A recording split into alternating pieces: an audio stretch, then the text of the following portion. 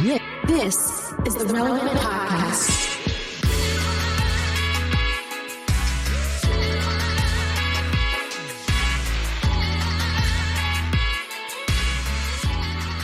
It's episode 1222, and it's the Relevant Podcast Christmas Eve episode. Here in Orlando, I'm your host, Cameron Strang, and joining me from Loverland, Virginia is Jesse Carey. Hello, hello. From Nashville, artist-producer, mogul, Derek Miner. What's happening? And right down the street there in Nashville, it's our managing editor, downtown Emily Brown. Hey, y'all. We have an exciting show for you today. Today's Christmas Eve. It's going to be our only episode this week. And tonight, a big comedy special gets released by our guest, Nate Bargatze. He had a CBS primetime special last week. He has a huge special releasing. It's just the week of Nate Bargatze, and he's culminating it here on the Relevant Podcast. Good for him. I thought the big news was that me and Jesse were actually back together after months. Like, that should be the big news. I know Nate's a big deal. You know, he's selling out arenas. Mm-hmm. But me and Jesse are back together. It's like Step Brothers 3 is happening. A true Christmas miracle, if you will. Derek, I'm assuming, I was thinking Netflix was calling you. I'm waiting for the call, but I agree. It's a big deal. And Derek, I noticed the studio that you're in right now. Tell me about this new location. It's not a new location, Jesse. He remodeled his remodeled my old studio, so that's why it looks like this. This is how good it looks. I was at first thinking it was one of those like default Zoom backgrounds that you can download. You know, I seriously thought, and I get fooled by those all the time. I was in a meeting with somebody, and they had like this really nice bookshelf behind them. Okay, and it had and I was like, they got good taste because it looked very well organized. You know, as like very sort of like Crate and Barrel-y. It wasn't my style, but I thought it was cool. Right. Somebody else later jumped on the same Zoom, and they had the same bookshelf. Yeah. And I was like, I've been had. I have been had. And Derek, that's how good your new studio looks. Even though it's traumatic, it looked like something that Zoom would make as like a default to make someone look like they are a real deal music mogul. I wonder if I can sell this to Zoom. I need to sell this, see if I can sell this room to Zoom, see if I can make a little extra money.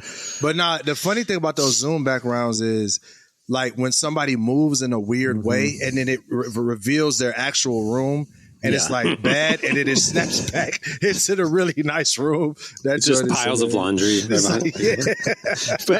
Cameron, Emily, real talk. If you didn't know Derek, right, and you just jumped on like a call with him, wouldn't you think would it take you a second to be like, either that is a really cool Zoom background, like, or would Jesse? I would assume if I'm on a call with the Derek Miner, no, I'm saying that he is at the most world-class studio in New York. Like, I would just assume that that's a real location. No, I actually do get Jesse's point, though, because it is very clean and pristine looking. Oh, which perfect. I know is and still the lighting new. is good. The lighting is good. Like, the whole thing. It does look a little too good. Now I'm actually convinced that Derek's actually been catfishing us for the last few weeks, and it's still a mess in his studio. That would be amazing, by the way.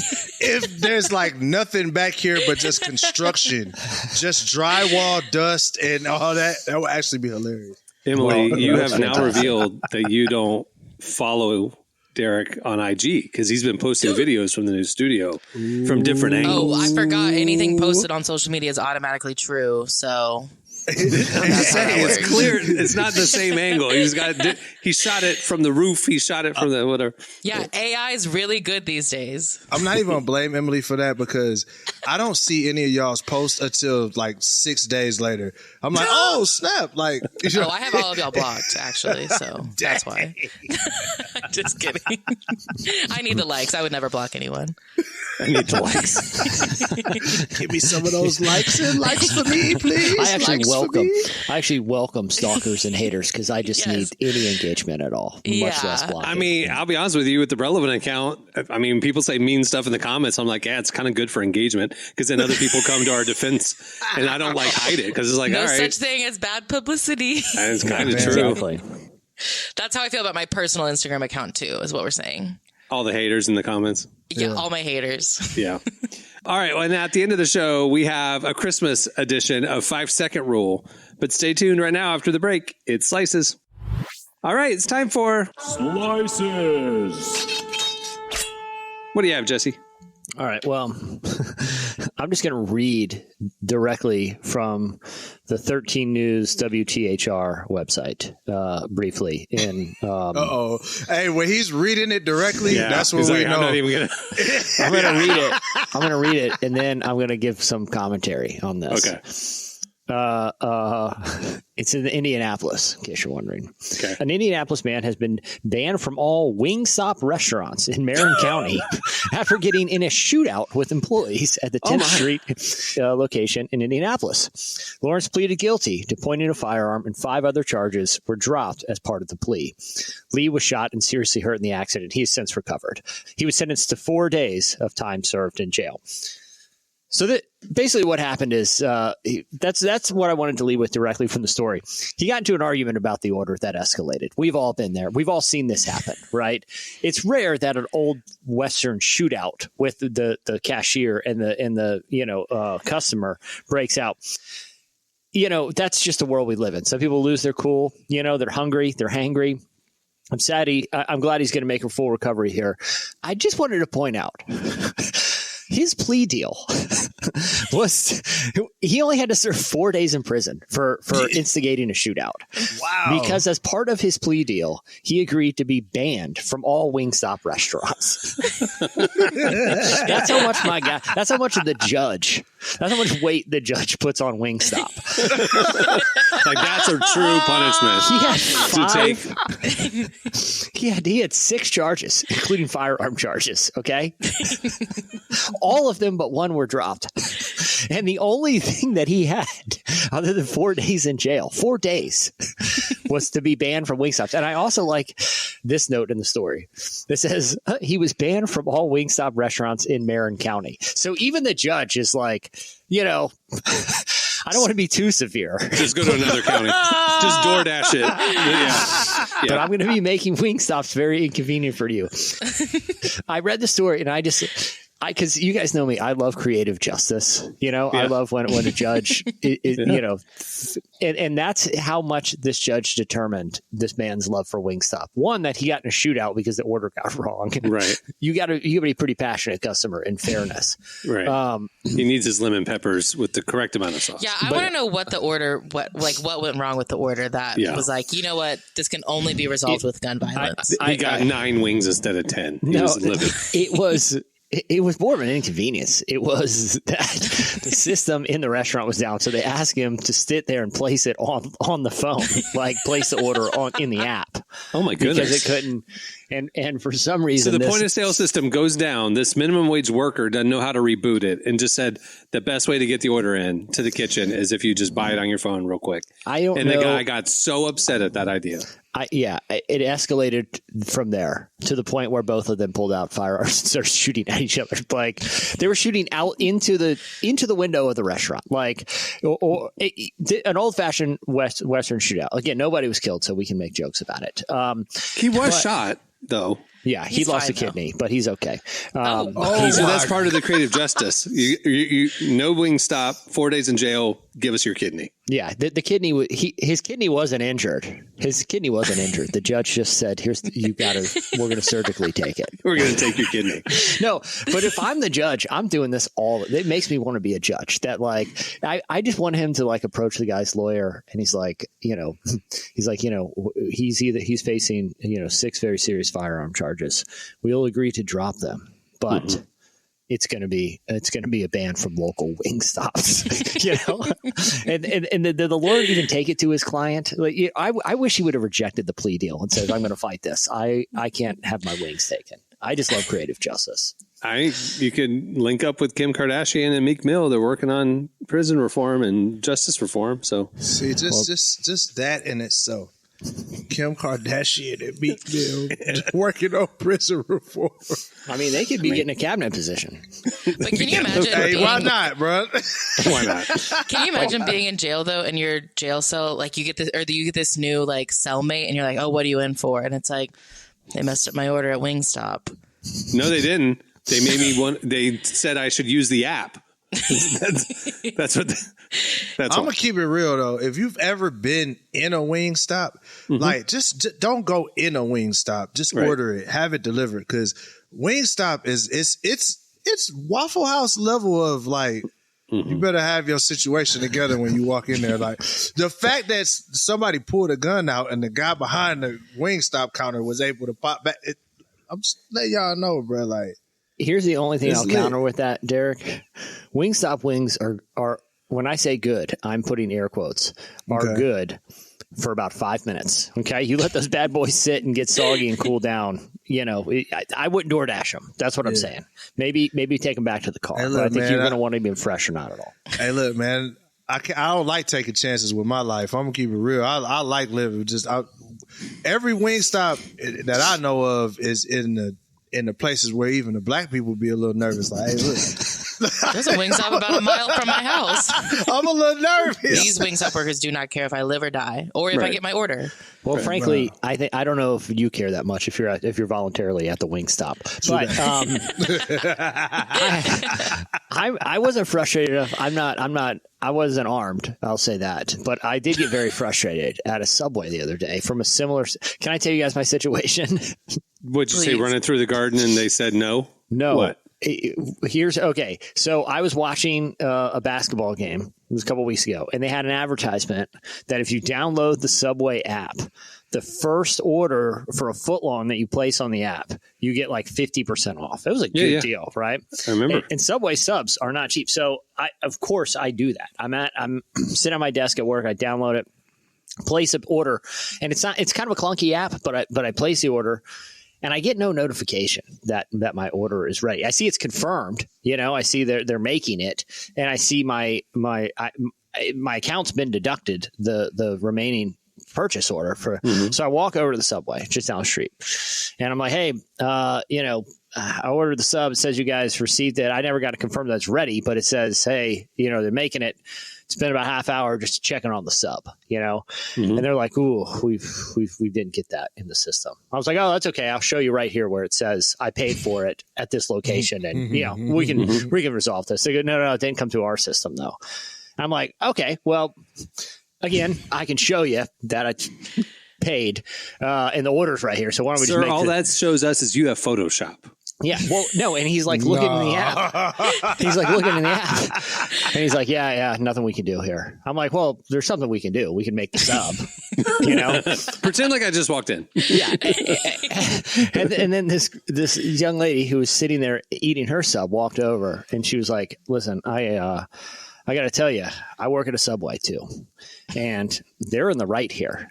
They inventory those roles, and if there's a discrepancy, they're going to know. I'm like, she's like, you're gonna have to call Subway to get this figured out. I'm like, I am in Subway. They're like, no, you got to call Big Subway. So I'm like, all right, what's the Big Subway number? They're like, oh, we don't know. And so I just had to leave without a sub. Like I paid for. Yes. But you were in the Subway. You could have just ordered another sandwich and then dealt with the refund later. I wanted for subs. No. Then you deal with the refund later. I mean, you're going to have to deal with the refund anyway. You might as well just get your sub. But the whole point was the discount. Oh, okay. If I order it then, I don't get the app discount. Or you could order it from the app in the restaurant and let them see you do it and see it get paid. They saw that. They're just very stringent at Subway. And again, I'm telling you, I wasn't to the point where I was going to get in an old-fashioned shootout with these folks. But I think app-related problems do enrage people at food places. I'm not saying it's ever right to get in a high noon gunslinging match with a fast food employee. It did not work out well. Minimum wage paid employee. But it was a frustrating experience for me. That's all I'll say. It's crazy that minimum wage employee knew that he needed to be armed. This was not his first rodeo. You know what I mean? I think when you get hired at WingStop, they just issue you a firearm. That's part of your uniform. Yeah. It's like entering like the U.S. Marshal Service. You just get your own piece right there. Wah, wah, wah. All right. What do you have, Derek? So, in 2024, more music is released in a single day than in all of the year of 1989. I can't believe this. That's crazy. In one day, more music is released than a whole calendar year. We covered this week, and we made sure to include a stat that you've quoted. Obviously the proliferation of anybody can make and upload music is why, right? SoundCloud and whatever. Yeah. But I mean, it's not just random SoundCloud or like hosting it yourself. They're getting it on Spotify and Apple Music too. But tell that stat about how many songs have 0 listens on the streaming platforms. 45.6 million songs have 0 listens. They didn't even listen to it to make sure that it uploaded correctly. That's what I'm saying. Like, not even the artists listen to it. Like, what? But how many are like weird, like AI, like sort of like, those novelty happy birthday songs where there's like 50 versions of happy birthday inserted a different person's name that's just trying to, like how many are sort of these like kind of AI bot songs, and how many do you think are from legitimate artists trying to get their music out there? So the AI bot music is pretty much this year is when it started popping off. I have a video from last year where Kato on the track was breaking down these stats, and they were around the same. So last year it was 67 million had 0 to 10 streams. Okay. Then 40 million had under 100 streams. 29 million had 100 to 1,000 streams, and 20 million had 1,000 to 100,000 streams.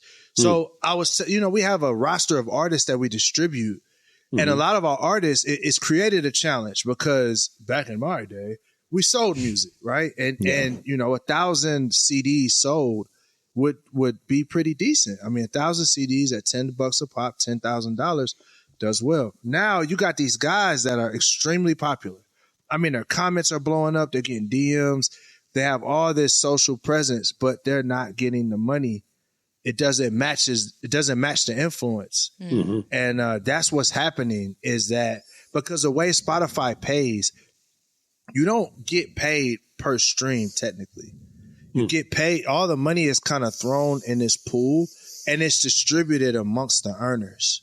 So that's what a lot of people are frustrated with Spotify for. So it's not just hey, you get this per stream. It's like the guys that are higher up, and it's hard for me. It's even hard to understand how this works. But like Drakes and Kendricks and all that, they get a bigger piece of the pool than guys like myself, and that's why Spotify did the. You have to have 1,000 streams or more to get paid on any song because all of these songs with 0 streams or 1 stream or 2 stream, we're pulling from that pool from the bigger artists that are actually doing it as a career. And that's why Spotify put that barrier there so that more of that money goes to the artists that are actually, have some traction. Yeah. So the entire year of 1989, and now it's more songs in one day. So it's, let's say 400 times more music is released this year than in 1989. How in the world does an artist stand out anymore?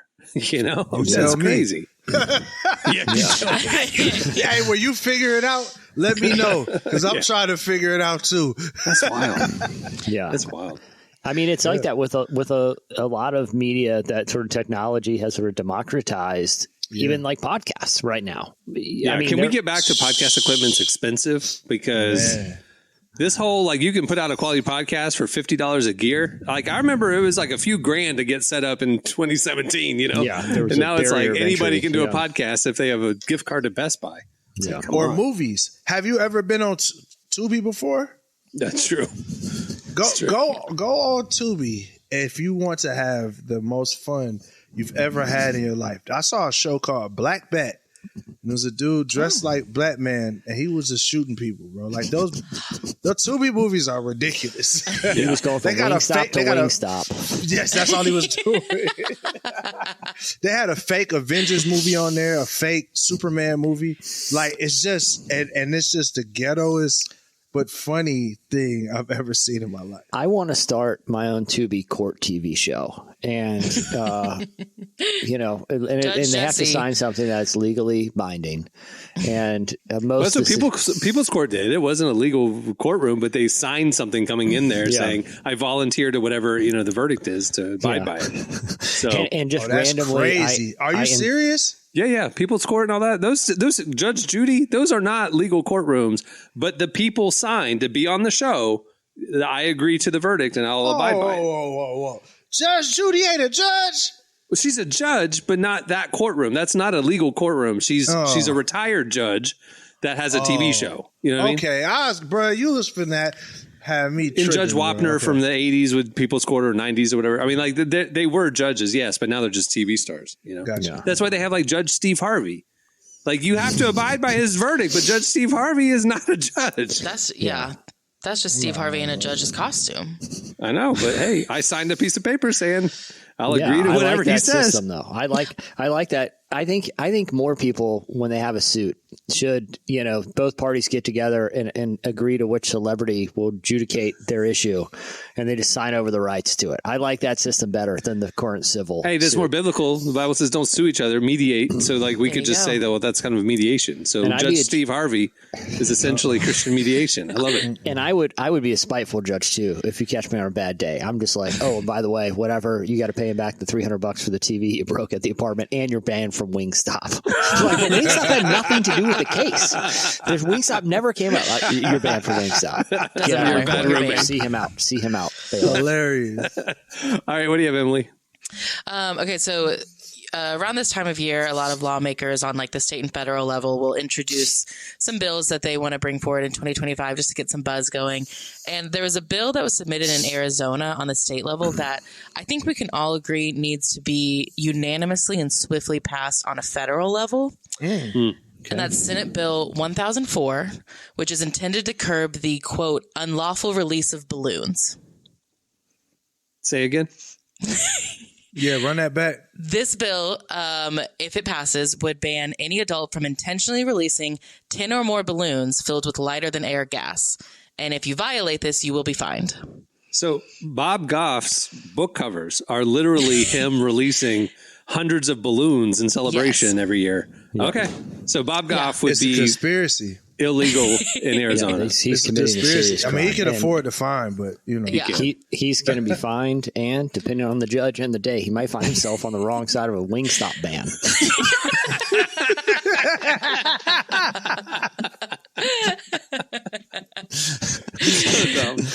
No, I get it. I mean, no, I've thought about that. It's just vertical litter.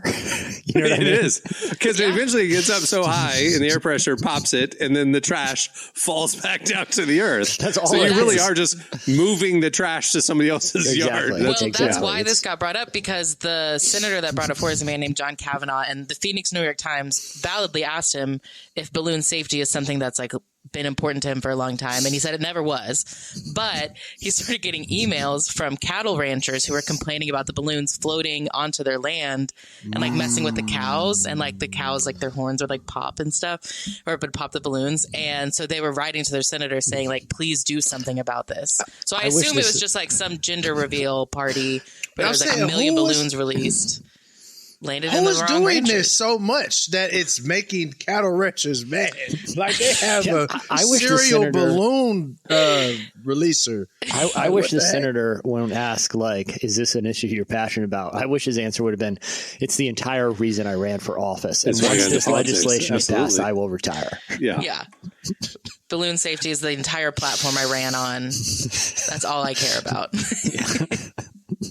So you want to ban it at a federal level? Hey, I mean, new administration coming in, they're thinking about killing daylight savings time. I mean, like, let's just go ahead and clean up some weird stuff. They're thinking about a lot of random things that no one else is actually thinking about. So let's throw in the balloons. Messing that up. Yeah, hold on. I think they got it backwards, though. I think I think there's a big confusion here, and I don't know where. I think banning daylight saving times is the wrong decision.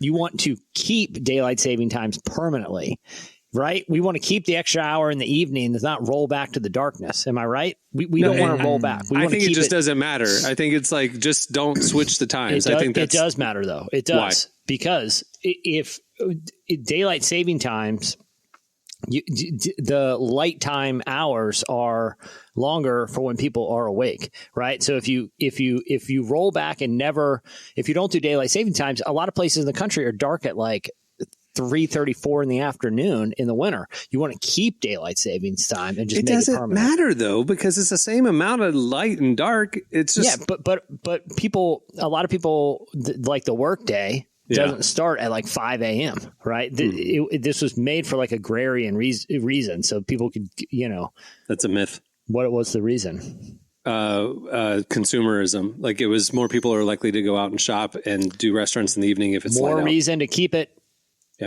Yeah, not roll it back. That's all I'm saying. I'm fine without the change, but I say we keep it. I had for years quoted the whole, why do we have like farm laws in 2025? You know what I mean? We're not an agrarian society. And we snopes it or looked it up because I work with one of the, like if you're just talking to Emily, she's going to be researching and fact checking everything you say as you're talking to her. So I was raised on the internet, so I don't trust anything people say. I mentioned the agrarian thing, and she goes, "I don't know if that's true." And she looked it up, and it's not true at all.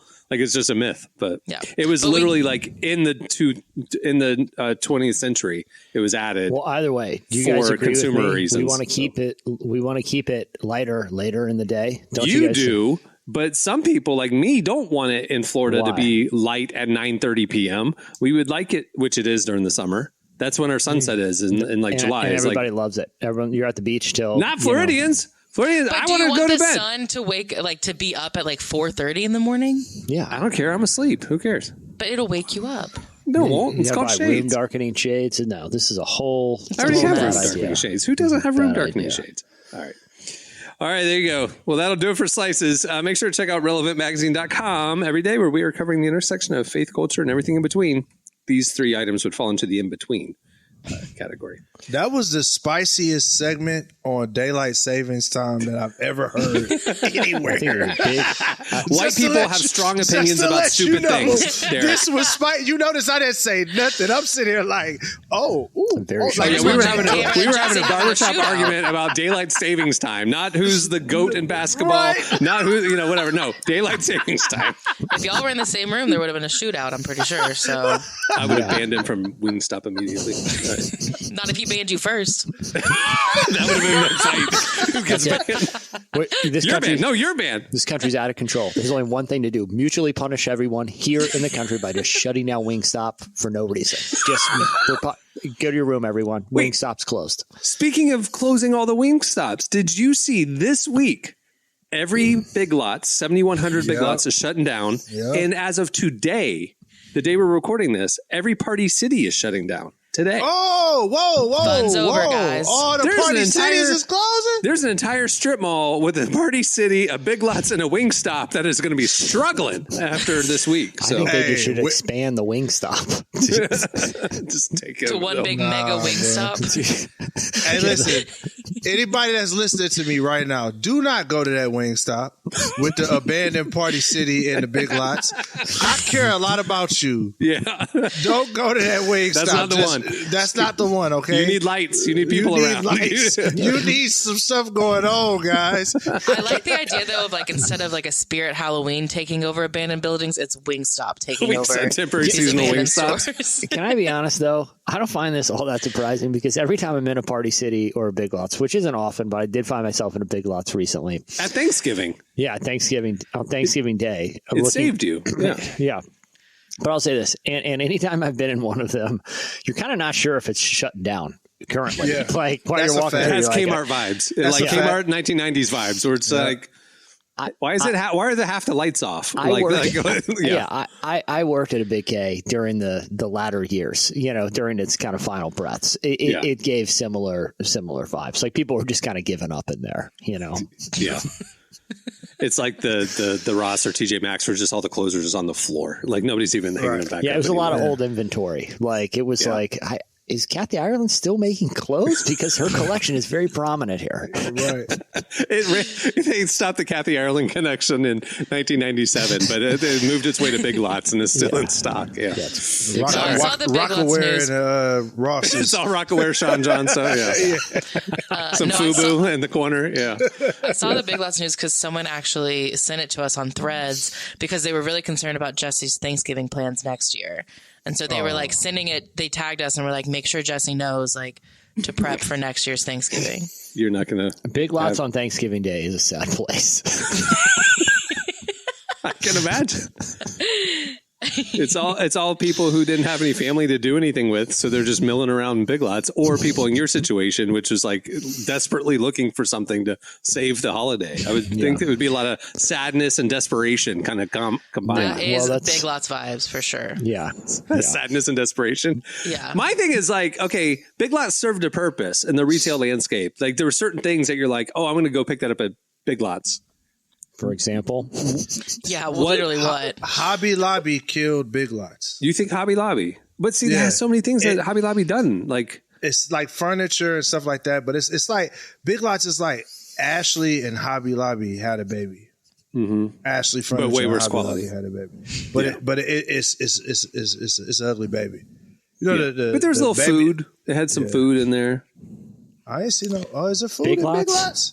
Yeah. If so- you're so buying listen- food from Big Lots, No, it was like you need to go to a Frito-Lays and therapist Diet right Coke. afterwards. No, it's like convenience store food. You know So what I mean? what But is like it? Is it a Dollar General then? Like an elevated Dollar General? that's There it. we go. It's Dollar General It's plus a very furniture. large. It's a very large Dollar General. Yeah, with like that's it. yeah, Or- with yeah. yard furniture in the back. Yeah, It's an opportunity for Dollar General to add furniture to the mix. We'll see. yeah. I'm not buying my But- furniture but- from Dollar General. But where are we getting our Party City stuff at? Like where you have a themed kids party or a New Year's Eve party? Where are you getting the I think decorations Amazon's now? kind of core to that Amazon. market. Yeah, yeah. I think it's Amazon is killing those kind of stores. yeah, you have That's such what a it is. specific thing that you don't want to just go walk around to Party City. You know, And true. Temu, Yeah. Or Dollar General. it's gonna be too small if you get it off Temu, but you're gonna have it. You could do for the kids though. Everything's about 70% the normal size, and so it's perfect for a kids party. But anyway, all right. Again, that'll do it for slices. Okay, stay tuned. Up next, Nate Bargatze joins us. And another thing, actually, I'm just kidding. See what else is Right. shutting down. This episode is brought to you by New York Times bestselling author Bob Goff's latest book, Catching Whimsy, 365 Days of Possibility.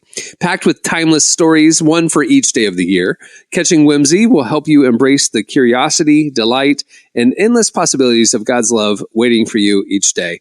Pick up your copy of Catching Whimsy wherever you shop for books or audiobooks, and learn more at catchingwhimsybook.com today.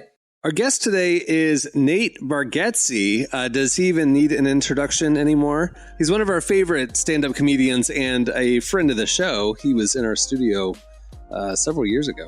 Since then, he's been selling out arenas worldwide, hosting SNL multiple times, touring the world, and still being such a down-to-earth guy. He just released a primetime Christmas special last week on CBS, and today his brand new stand-up comedy special releases on Netflix. Look at us, rolling it out on the Relevant Podcast. We wanted to hear more about these projects, so we sat down to get some behind-the-scenes knowledge and find out what's been the most memorable part of 2024. Here's our conversation with Nate Bargatze.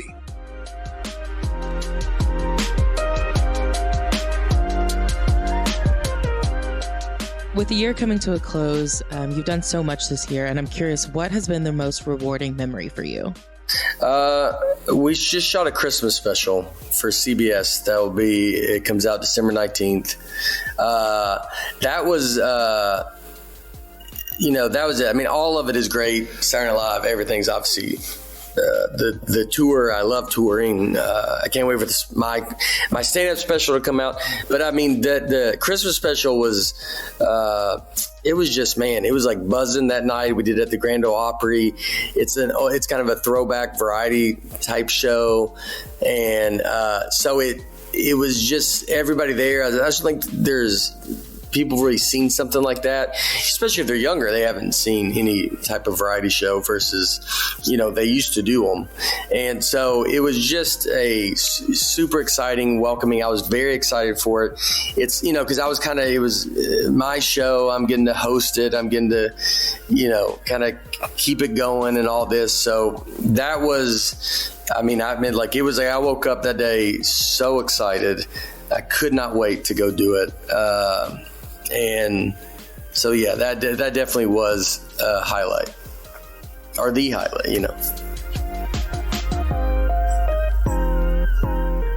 I'd love to know, was the holiday special something that you'd been wanting to do for a while? Yeah, we wanted to do it. And so the first time I did SNL, we talked to Lauren Michaels and with Broadway Video, and they were just kind of like, yeah, we would love that. Their show is essentially a variety show. And so they came on board and produced. And so I had great guidance with them because they're used to that kind of type of show. Streeter, Seidel, and Mikey Day kind of wrote the show.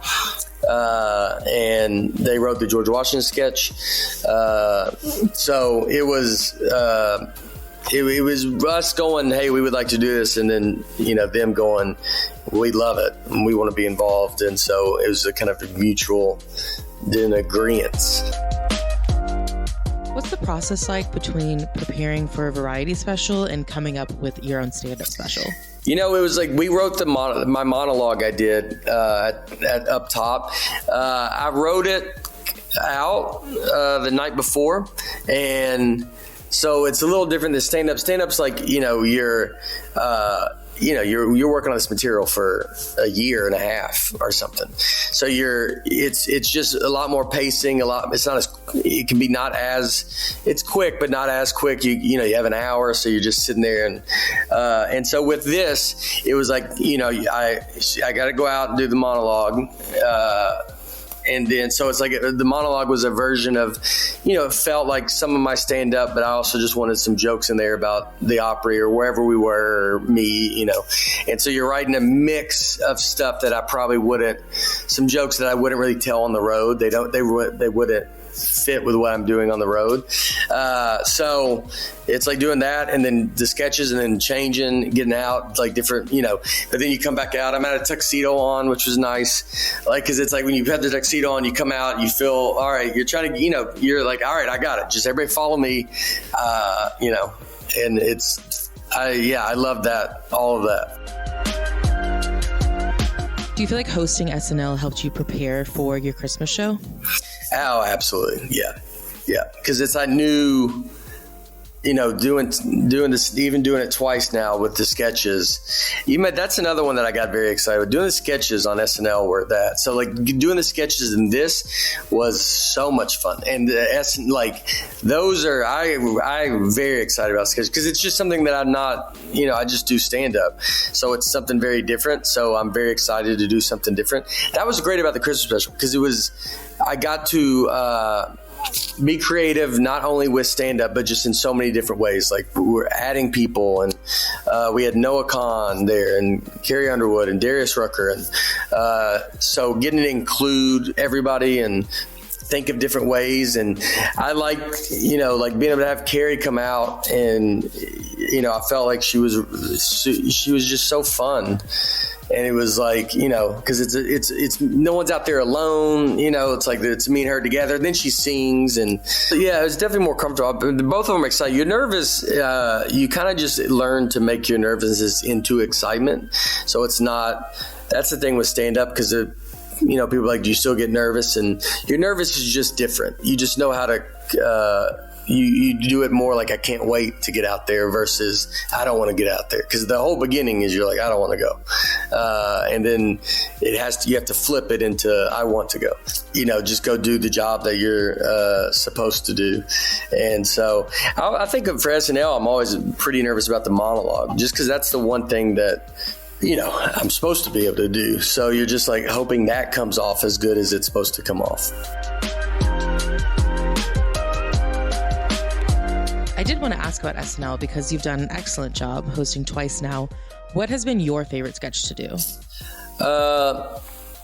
George Washington sketch, the water slide sketch was, because it was like kind of dark. I mean, it was dark, but it's like trying to make, because they tried to do that sketch like a couple years ago, and I don't think it worked.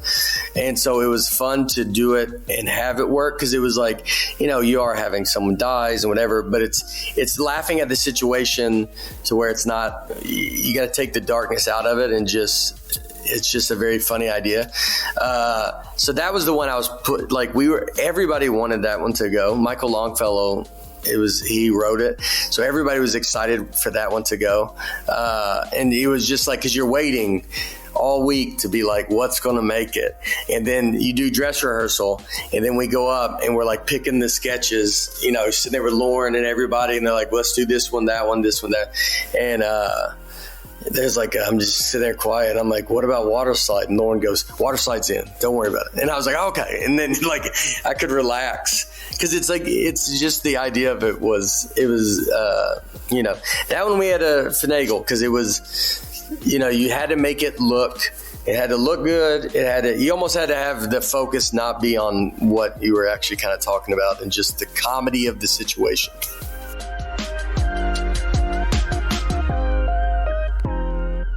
Well, between the variety special, your stand-up special, and just everything else you're doing right now, how do you find so much fresh material for your own work? I don't know. So one of them's already taped, so it airs Christmas Eve. So we taped it in April. So I'm also got to figure out this new hour of material. I will start going to some comedy clubs to work on the new hour at the beginning of the next year. I mean, it is the one thing that I've been doing the most of. It is hard because there's a lot of scripts now you got to read, writing a book, like a bunch of stuff. You gotta learn to kind of rely on some other people and some other things. And, you know, with the book, I have a ghostwriter. Like, it's like, I wouldn't be able to write it alone. Like, so it's like, you talk to this guy, and then I use his guidance. You got to use a lot of people's guidance and some stuff to go like, all right, I just got to, you got to learn how to give your time out. And so because people need your time. And so you're like, all right, let me give it out in the most effective way that I'm not, you know. And if I feel like it's too much stuff, then I always feel like a flutter or a panic. And if I start feeling that, I know, well, I'm a little outstretched. So I need to come back in, because now that project will not be in my voice, because I don't have the time to put it in my voice. So you just kind of learn to know what your bandwidth is and pull back from what you can pull back, and trust other people to help you with, you know, you make a movie, there's a lot of people making a movie. So I just make sure they know my voice, they know what I want to do. And, you know, and then the stand up is, at least I do know what I'm doing. And I love it. I love it so much. These arenas they're so fun. And so, you know, if I was tired by it, it would be difficult. But I mean, it's, you know, and this is the longest time I've been off. So, I mean, by the time that tour comes out in July, like we start back up or whatever, I mean, I'm going to be ready to go. And I make it very fun on the road. I have we bring a lot of, you know, I have a host, and I have 3 comics out with me. We make it a night for a big show for everybody. And then it's also fun for me, because I get to hang out with my buddies, and you just make it all kind of exciting. But the material, you never know. You stink. I stink. Right now, I'm the worst comic on earth. So, if you just material wise, I mean, I'm bottom of the totem pole.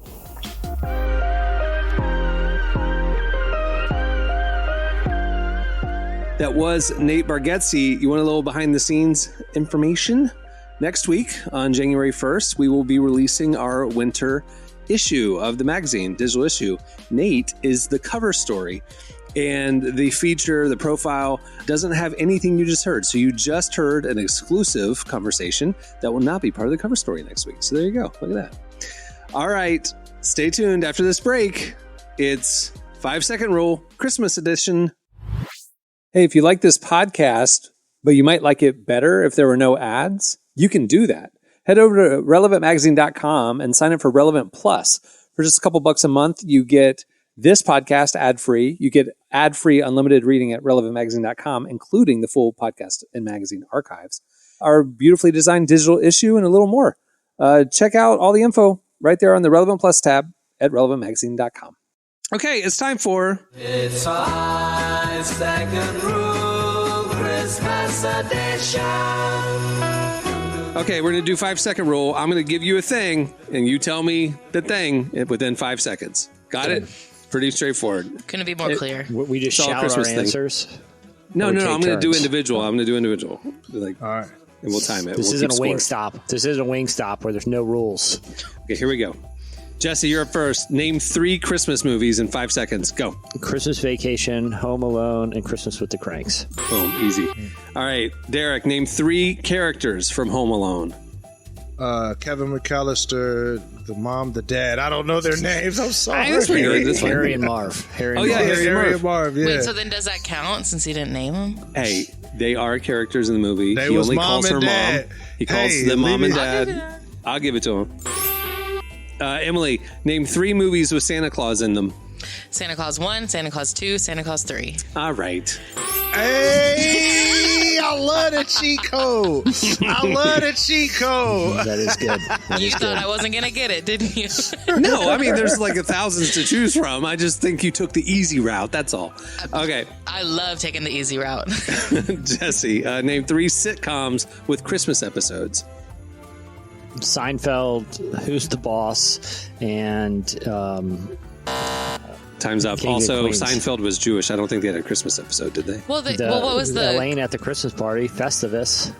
Yeah, Festivus. Festivus isn't a Christmas episode. It's a Festivus episode. Well, he makes a big deal about rejecting the commercialization of Christmas, you know? And wasn't Also- Elaine, didn't she dance at the Christmas party? The company Christmas party, yeah. Yeah. You're right. You could have said The Office. They had so many Christmas episodes. So many. Yeah, I know. I just watched a couple. They still I hold did up. too. I saw did you see, I have Peacock, and they do the Superfan extended episodes, you Yeah. know, and they've been progressively doing different seasons. Yeah. And last week they released season 8, the hated nice. season 8, Is that Robert California? Robert Or no? California. Yeah. And I watched the Christmas episode from season 8. I'm telling you, as much as I love The Office, and I'm telling you, I have watched every episode. I've watched The Office thousands of times. Okay, Yeah. I can quote every episode. I never really watched 6, 7, 8, and especially 8. And I was like, I'm gonna lean in. I'm gonna like maybe the bonus footage will kind of like refresh it for me or whatever. I'm telling you, I've never seen a show go from so iconically funny to so horribly unfunny. It is painful to watch season 8 of The Office. So don't do it. Agreed. That's actually my favorite season, so Oh, you lie. I'm just kidding. You know what? I figured That's out what I part would of say it. if I was being kidnapped. It feels like such a different show. It feels so different because early, and this is what I'm kind of observing, is like early on in the show, it was a very small, recurring, regular characters. We were following Michael, Jim, Pam, and those storylines dominated, and everything else was peripheral. In season 8, there's no anchor like that, like a Michael. And the Jim and Pam storyline kind of resolved. They're married. They have a couple kids. Who cares? They're boring now. And so it's like what, and they all knew this was going to be the end. Every episode is a group plot line. Yeah. All of the staff members are in every scene of every episode. It is so weird. They all go to historic Williamsburg or, Gettysburg. They all go, Christmas caroling. They all go. The shot is like all the characters, and they're all trying to be hammy to like get screen time. It is awful. It's just not lazy storytelling. It's is what it lazy. is. And you knew that it was a thing of like, we need to like shine the light on all the other characters because this is the finale season. But And they became cartoon characters. They weren't like originally. It was like this is something that could happen in anybody's workplace. Someone in the workplace could be in this awkward situation where someone says something inappropriate at a meeting, and it's weird, right? It's not like some zany thing where Dwight has to they have to, or like they started having like MacGuffins, like it's awful. a code or like the leads or whatever, and it's like, okay, we don't. This is we're kind of lost the plot a little, the show ended when Michael left, obviously. But I think the show fundamentally changed forever when Jim and Pam got married. I think like after that, when they went to Niagara and it was corny, choreographed, I think that was the tipping point where it jumped the shark. And they held on a little bit for another 2 seasons after that. And then when Steve Carell left, it was just like, shut it down. Like, this is painful. But Yeah. Agreed. I agree. anyway. All right. Who's up? Derek's up. Here we go. All right, Derek. Name 3 modern, not classic, modern Christmas song. All Is Bright by me, the Mariah Carey song. And, Mariah Carey. yeah. There we All I go. Want for Christmas is You. Yeah. Yeah. Okay, Emily, you are up. Name 3 Christmas songs with snow in the lyrics. I don't know. Do we think there are any? Frosty the Snowman, Let It Snow. Boys Frosty to the Men's opening Snowman. track, Let It Snow. Come on. Yeah, That's Frosty Okay, the other than Snowman. Let It Snow. Okay, Frosty the Snowman. I mean, is there any others? Did they mention snow and Silent Night? I guess not. I don't think it was snowing. That's the thing. I was gonna say snow, like just say like Holy Night or something. But Jingle I was like, bells. They're sleighing. So that That's is a also hard. say. That's a hard question, Brian. I'm gonna keep it real. I can't think of any which. what I'm Just hearing let is it I snow. should get a point. No, that's not what I'm hearing. It's not. I ain't hear it. Play it back. All That's right, what I Jesse, heard. here we go. Name 3 Christmas songs with night in the title. Silent Night. Night Before Christmas. Is that a song? And dude, these are tough. Are there 3 with night in the title? Oh, Holy Night, man. Well, Holy I think Night? I thought you was gonna hit the Oh Holy Night for sure. No, Oh Holy Night. He doesn't like the Night. religious ones. He likes only like Dolly Parton and Mariah Carey songs. I like Happy Holidays Night. Yes. Working 9 to 5. Derek, name 3 things you put on a Christmas tree. The bulbs, the star, and the tinsel. There you go. You guys, are you a tinsel family? You guys do tinsel? Yeah. My mom is more tinsel than lights, for real. My grandma was like that. Interesting. Yeah, she's more tinsel than lights. I think that's a Southern thing. Yeah, I think so. I just don't like the cleanup.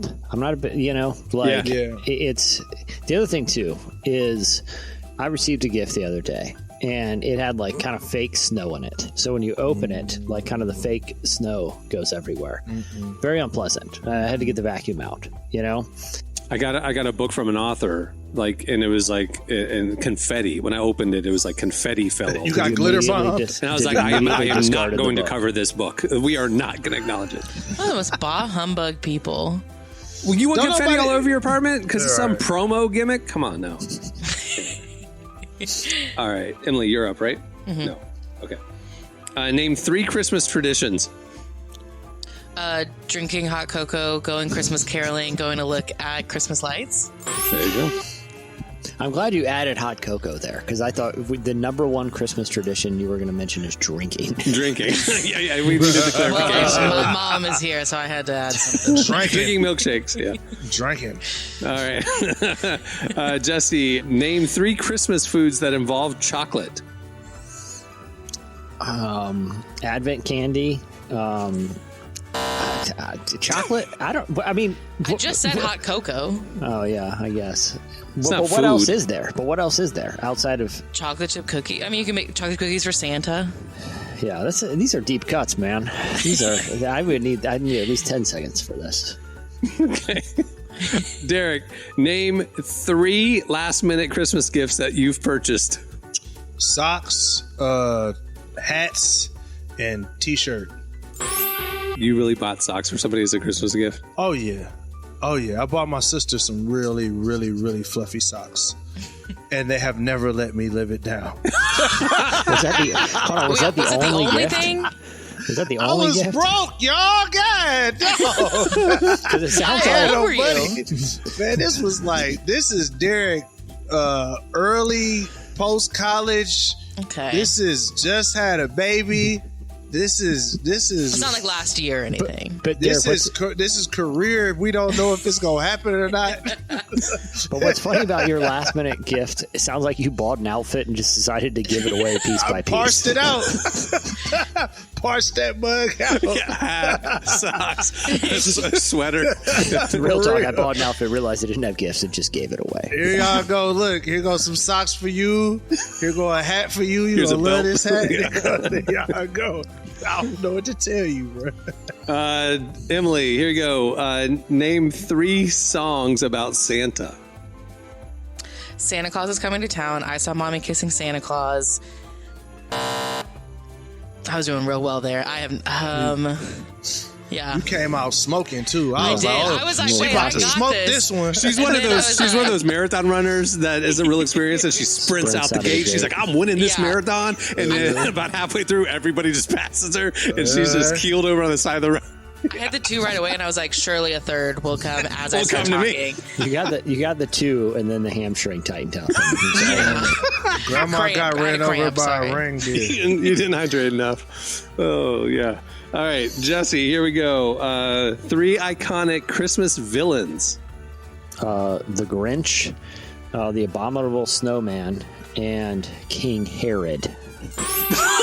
He was pretty villainous. Hey, That's good. You know what? Yeah. that's perfect. It doesn't get no he's- better he's than We were He's that. a looking for goat Scrooge. Yeah, he's the worst Right. of them. Yeah.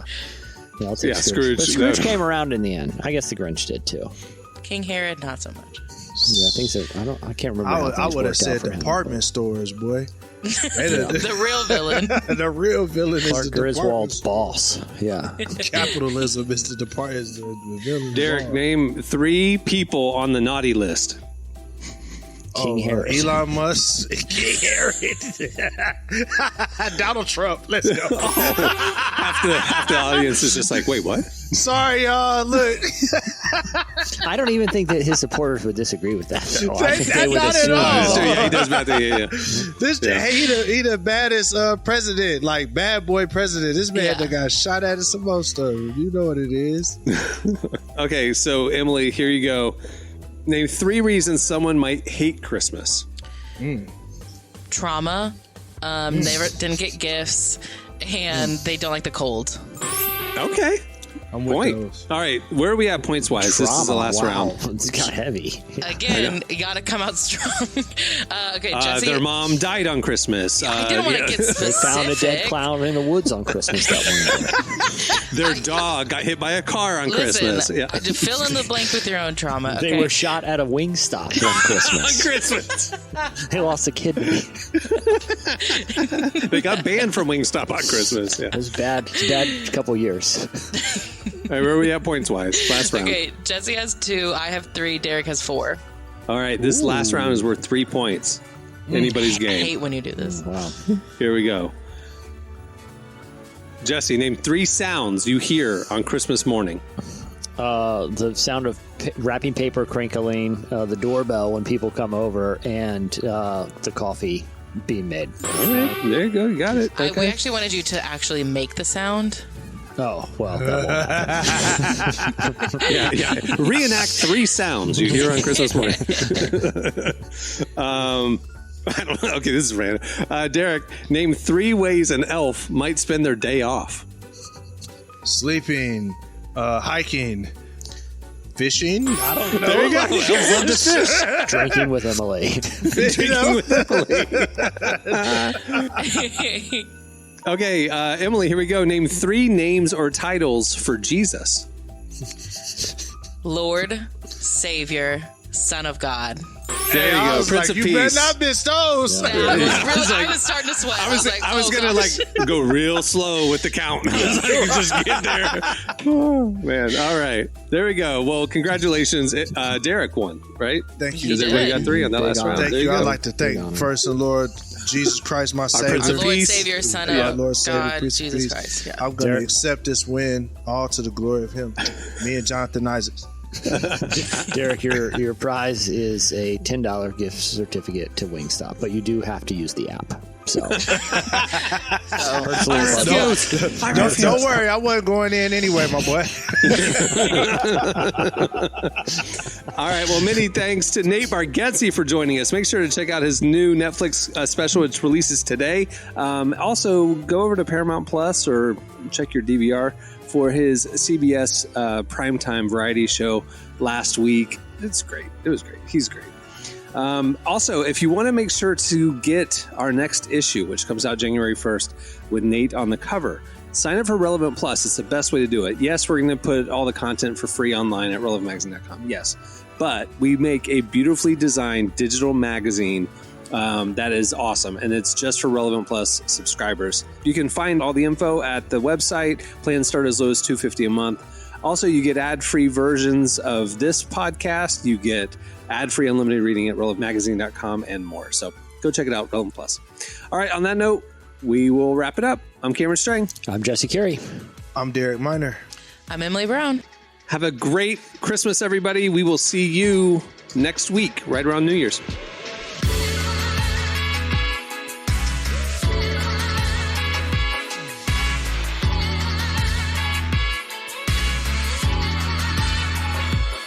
Thanks for listening to the Relevant Podcast. Check out our features, interviews, and news updates every day at relevantmagazine.com. And make sure to follow Relevant on Facebook, Twitter, and Instagram for the latest. For more great podcasts, browse the shows on the Relevant Podcast Network, which you can find at our site. And while you're there, don't miss the all-new era of Relevant Magazine. A new issue releases every other month at relevantmagazine.com.